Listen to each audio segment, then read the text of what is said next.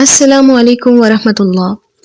جب اللہ نے قوم بنی اسرائیل کو مصر سے نکالا اور انہیں فرعون سے نجات دے دی تو بنی اسرائیل نے موسیٰ علیہ السلام کی رہنمائی میں بحر احمر کو پار کیا اور فرعون اپنے لشکر سمیت سمندر میں غرق ہو گیا۔ جب موسیٰ علیہ السلام کو اطمینان نصیب ہو گیا تو اللہ کا حکم ہوا کہ آپ بنی اسرائیل کے اس لشکر کو لے کر ارض مقدس یعنی شام میں داخل ہو جائیں، جس مقدس سرزمین کا وعدہ بنی اسرائیل سے لیا گیا تھا۔ لیکن اس وقت ارض مقدس پر قوم عمالقہ کا قبضہ تھا جو بدترین کفار تھے اور بہت طاقتور جنگجو اور بہت ہی ظالم لوگ تھے۔ جب موسیٰ علیہ السلام بنی اسرائیل کو ساتھ لے کر قوم عمالقہ سے جنگ کے لیے روانہ ہوئے، جن کی تعداد 6 لاکھ تھی، لیکن یہ لوگ جب ارض مقدس کے قریب پہنچے تو ان کے دل میں خوف طاری ہوا۔ انہوں نے حضرت موسیٰ علیہ السلام سے کہا کہ اس شہر میں جبارین ہیں جو بہت طاقتور ہیں، لہٰذا جب تک یہ لوگ اس شہر میں رہیں گے ہم اس میں داخل نہیں ہوں گے۔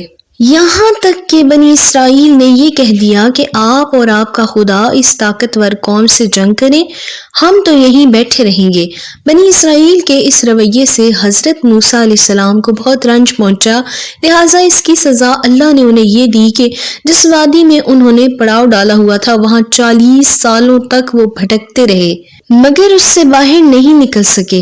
اس میدان کا نام وادی تی ہے۔ روایت ہے کہ بنی اسرائیل سامان اٹھائے سارا دن چلتے، رات ہوتی تو ایک جگہ پڑاؤ کرتے، صبح دیکھتے تو اسی جگہ پر ہوتے۔ بنی اسرائیل قوم اس وادی میں محصور ہو کر رہ گئی تھی، کھانے پینے کا سامان بھی ختم ہو چکا تھا، لہٰذا اب ساری قوم توبہ استغفار کرنے لگی، اللہ کے حضور معافیاں مانگنے لگی۔ آپ نے اللہ کی بارگاہ میں ان کے لیے دعا کی، لہٰذا اللہ تعالیٰ نے ان کی دعا قبول فرمائی اور اس وادی میں اللہ نے بنی اسرائیل پر اپنی رحمت نازل فرمائی اور اپنی برکتوں کا نزول فرمایا۔ جب بنی اسرائیل کو پیاس محسوس ہوتی تو موسیٰ علیہ السلام نے اللہ کے حکم سے اپنا عصا پتھر پر مارا تو اس چٹان سے بنی اسرائیل کے 12 قبیلوں کے لوگوں کے لیے 12 چشمے پھوٹ پڑے۔ یہ وادی وسیع میدان پر پھیلی ہوئی تھی، اس لیے وہاں سر چھپانے کی کوئی جگہ نہیں تھی اور دھوپ کی شدت کی وجہ سے بنی اسرائیل بدحال ہو جاتے تھے۔ دھوپ سے بچاؤ کے لیے ایک سفید رنگ کا بادل سارا دن بنی اسرائیل پر سایہ کرتا تھا۔ اس کے علاوہ بھی اللہ نے ان پر بے شمار نعمتوں کا نزول فرمایا تھا، انہی میں سے ایک نعمت من و سلویٰ تھا۔ اللہ نے ان کے کھانے کے لیے آسمان سے 2 طرح کی غذا اتاری، ایک کا نام من اور دوسرے کا نام سلویٰ تھا۔ من ایک میٹھی چیز تھی، من ایک شبنمی گوند تھا جس کا ذائقہ شہد جیسا تھا۔ یہ گوند وہاں کے پیڑ پتوں پر جمع ہو جاتا تھا، بنی اسرائیل اسے روز صبح جمع کر کے کھا لیتے تھے، جو تقریباً ہر شخص کے لیے 4 کلو اترتی تھی۔ جو شخص اس وقت سویا رہتا تھا وہ اس دن کی خوراک سے محروم رہتا تھا۔ سلویٰ ایک قسم کا پرندہ تھا جسے بٹیر کہتے ہیں۔ تیز ہوا چلتی اور ان پرندوں کے ہجوم ان کے خیموں کے پاس آ کر بیٹھ جایا کرتے تھے، جسے وہ لوگ بآسانی پکڑ لیتے اور بھون کر کھایا کرتے تھے۔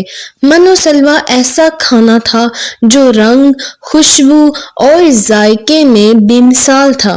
اس کے علاوہ ان پر اللہ نے یہ کرم فرمایا کہ ان کے بال اور ناخن بڑے نہیں ہوتے تھے، نہ ان کے کپڑے پھٹتے اور نہ ہی میلے ہوتے تھے، اور جن بچوں کی پیدائش ہوتی ان کے جسم پر قدرتی لباس ہوتا جو ان کے جسم کے ساتھ ساتھ بڑا ہوتا جاتا تھا۔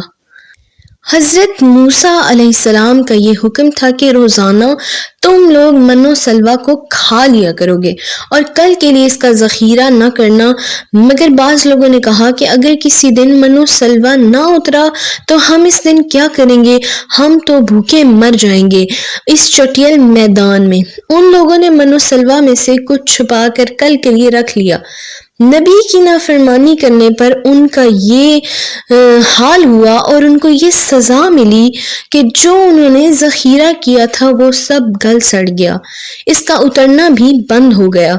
نبی کریم صلی اللہ تعالی علیہ وآلہ وسلم نے فرمایا کہ بنی اسرائیل نہ ہوتے تو نہ کھانا کبھی خراب ہوتا نہ ہی گوشت سڑتا۔ کھانے کا خراب ہونا اور گوشت کا سڑنا اسی تاریخ سے شروع ہوا تھا، ورنہ اس گستاخی سے قبل نہ ہی کبھی کھانا بگڑتا تھا نہ ہی گوشت سڑتا تھا۔